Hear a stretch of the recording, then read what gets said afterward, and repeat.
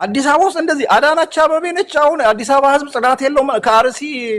ቅልጥ ካለ ባላገርት ኖራ እንትን ያለች እሷ ነች አዲስ አበባን ህዝብ ጽዳት የምታስተምረው ወንድሜ ስለ ኢትዮጵያ ፖለቲካ ምንም ማታቀም ማለት ነው ፖለቲካው አይደለም ኢትዮጵያንም ማታቀም አዳነች አቤቤ ነች እንደ ከዛ ቅልጥ ካለ አርሲ ገጠር ውስጥ መጣ አዲስ አበባን ህዝብ ስለ ጽዳት የምታስተምር አልከኮ አርሲ የሚባለው ምንነትን ማታቀም አርሲ ምንነትን ብትማር ይሻል ነበር የአርሲ ህዝብ ምን አይነት ህዝብ እንደሆነ መጀመሪያ ማወቅ ነበረብህ የከተማ ከንቲባን ስም ለማጥፋት ብለ የአርሲን ህዝብ ነካ ህዝብ እኮ መነካት አልነበረበት ችግር ከክብርት አዳነች አቤቤ ጋር ከሆነ ከሳቸው ጋር መጨረስ ነበረብህ እኮ ሄደ እኮ የአርሲን ህዝብ ነካ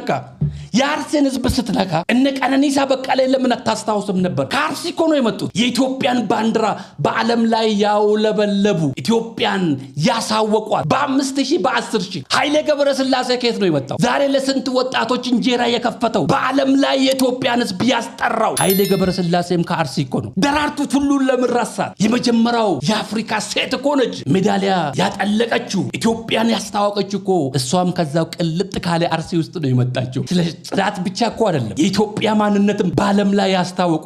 የዲባባን ቤተሰብ ጥሩነሽ ዲባባን እንዴት ረሳል እጅጋየሁ ዲባባን እንዴት ረሳል ገንዘቤ ዲባባን እንዴት ረሳል ቅልጥ ካለ አርሲ ውስጥ እኮ ነው የወጡት በርቷና ወርኩን አበደን ንቡልጁ ፍስ እንደማንጀረን ከዛ ቅልጥ ካለው ጩፍስ እንግዲህ የኛ ድርሻ አሁንም ነገም ተነጎዳም መጮ ነው